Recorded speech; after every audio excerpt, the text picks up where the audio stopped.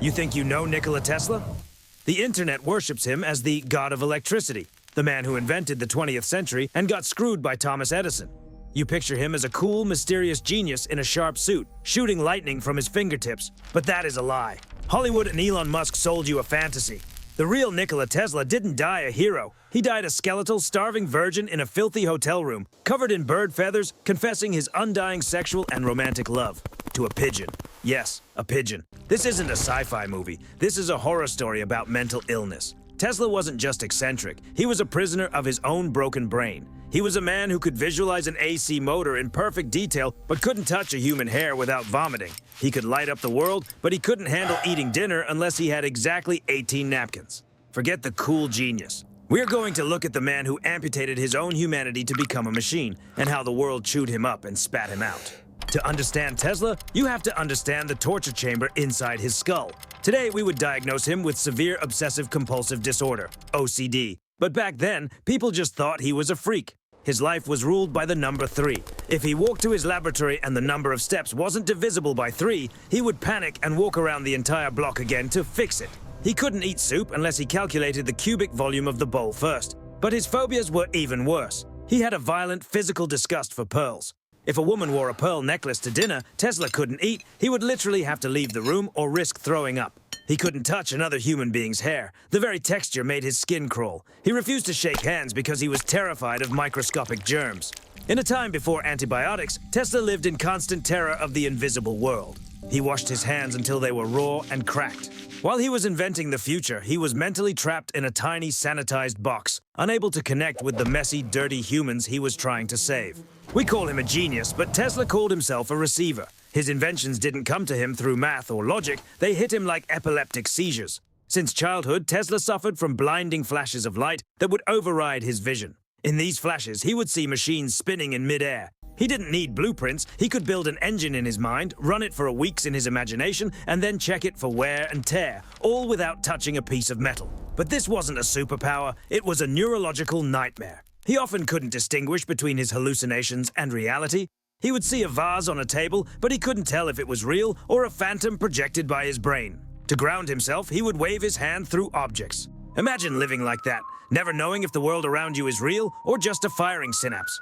His genius was likely a side effect of a brain that was constantly short-circuiting. He was living in a permanent state of overstimulation, a biological radio tuned to a frequency that was slowly burning him out. The biggest lie is that Tesla was always a respected scientist. In reality, shortly after arriving in America and being cheated by Thomas Edison, who promised him $50,000 and then laughed it off as a joke, Tesla hit rock bottom. The man who designed the modern electrical grid found himself unemployed and starving in the harsh winter of 1886.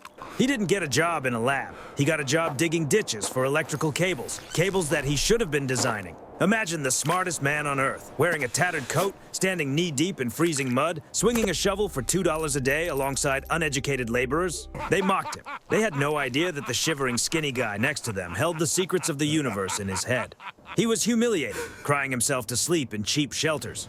This period broke something in him. It taught him that intelligence means nothing without money, a lesson he would tragically forget later in life. This is the moment Tesla destroyed his own life. He had signed a royalty contract with George Westinghouse, $2.50 for every horsepower of electricity sold. As AC power took over the world, this contract would have made Tesla the world's first billionaire. He would have been richer than Rockefeller and J.P. Morgan combined. But Westinghouse ran into financial trouble. He begged Tesla to lower the royalties. A normal businessman would have negotiated. Tesla? He wanted to be the noble friend. In a moment of insane idealism, Tesla took the contract, a piece of paper worth the modern equivalent of $300 million to $12 billion, and tore it into pieces. He gave it all up. He saved Westinghouse's company, but he doomed himself to poverty. He thought the world would reward his generosity. He was wrong. The world took his free electricity and let him rot. That ripping sound was the sound of Tesla signing his own death warrant. Tesla was tall, dark, and handsome. Women threw themselves at him. Famous actresses and socialites tried to seduce him, but Tesla died a virgin. He practiced absolute celibacy. He believed that sex and romance were distractions that drained psychic energy needed for invention. He viewed himself not as a human, but as an automaton, a machine for thinking. He famously said, "I do not think you can name many great inventions that have been made by married men." He amputated his own sexuality and emotional needs. But you cannot kill human nature. By starving himself of human touch and love, he created a void inside his soul. A void that would eventually be filled not by a woman, but by something much stranger and disturbing. He pushed people away because they were messy, unpredictable, and wore pearls. He chose the cold perfection of machines over the warmth of a human body, and he paid the price with decades of crushing loneliness. Tesla's final sanity check was the Wardenclyffe Tower. It was supposed to be his masterpiece, a giant transmitter that would send wireless electricity across the globe. Free energy for everyone. He convinced the ruthless banker J.P. Morgan to fund it. But Tesla lied to Morgan. He said it was for radio, not free power. When Morgan found out Tesla wanted to give away electricity for free, which you can't put a meter on, he pulled the plug instantly. Tesla watched in horror as his workers were fired. The machinery was repossessed for scrap metal. The tower, the physical manifestation of his mind, was dynamited by the US government. They feared spies would use it. Tesla was left with nothing but debt and humiliation. He had a nervous breakdown. This was the point of no return. The sharp, dapper scientist began to fade, replaced by a rambling, bitter old man who started talking to the sky. In his later years, Tesla's genius turned into tabloid fodder. He started making wild claims that destroyed his reputation.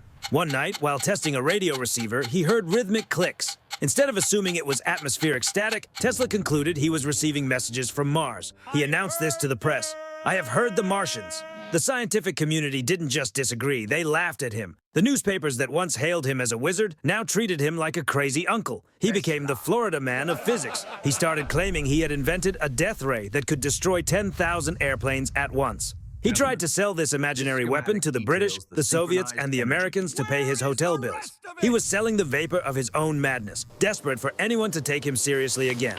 This is the part that breaks your heart and turns your stomach. Alienated from all humans living in the Hotel New Yorker, Tesla started spending all his time with pigeons. He would go to the park and let them cover him. But there was one specific bird, a white pigeon with light gray tips on its wings. Tesla didn't just like this bird. He was obsessed. He brought it into his hotel room. He chewed food and fed it from his own mouth. And then he said this quote, which is real. "I loved that pigeon as a man loves a woman, and she loved me. As long as I had her, there was a purpose to my life." When the bird died, Tesla claimed a blinding beam of light shot from her eyes, brighter than any lamp he had ever made. He believed his life's work ended with that bird. The man who could have had any woman, the man who electrified the earth, poured all his romantic soul into a dirty city bird. January 1943, room 3327 of the Hotel New Yorker. The Do Not Disturb sign had been hanging on the door for 2 days. The maid finally ignored it and entered. She found the corpse of Nikola Tesla. He was 86 years old, but he looked like a skeleton. He had refused to eat solid food, terrified of poisoning and germs, surviving on warm milk and crackers. He was destitute. He had sold his accolades to pay for pigeon food. The greatest mind of the century died alone, with no family holding his hand, surrounded by open windows so his bird friends could fly in. The FBI immediately swooped in and seized his papers, fueling conspiracy theories for the next century. But the truth wasn't a conspiracy, it was a tragedy. Tesla gave the world the 20th century, and in return, the world let him die insane, starving, and in love with a bird. That is the cost of genius.